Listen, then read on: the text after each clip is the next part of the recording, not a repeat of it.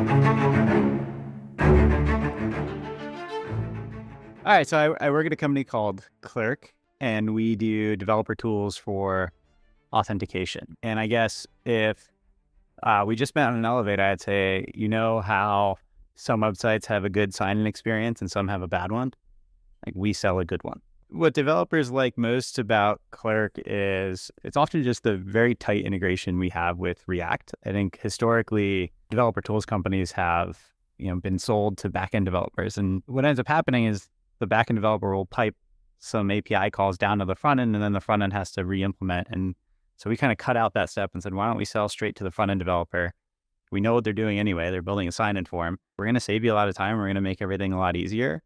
We're going to reach your end user's expectations in terms of what they expect from a polished professional sign-in form. I guess if you force me to pick my favorite developer product, it's definitely just like the Workers suite. It's hard to pick any one. I feel like there's been a lot of effort on figuring out like distributed storage, and there's like Google Spanner, which is kind of like, how can we do this in, the most one-shot, one-size-fits-all thing possible?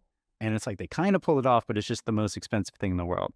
And then Cloudflare is just taking this approach of like, well, why don't we just give you the primitives with like durable objects, KV, and then you can kind of compose them into what you need. And for Clerk, at least, like having those primitives has been a huge cost savings, but also I think it helps us build like a more efficient overall product.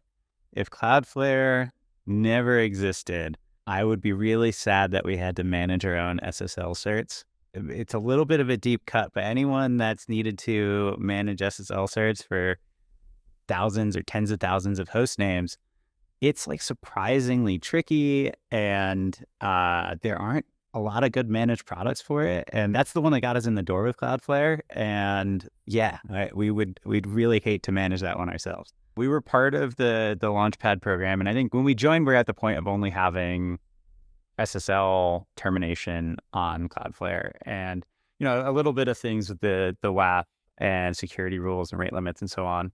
But I think what it's really helped us with is grasping the rest of the Workers suite and all the tools that are there, and to some extent like giving us a little bit of a look at what's coming next. And that's helped prioritize our roadmap. It's certainly changed how we develop things, just having those arrows in the quiver and just having the resources available to get help.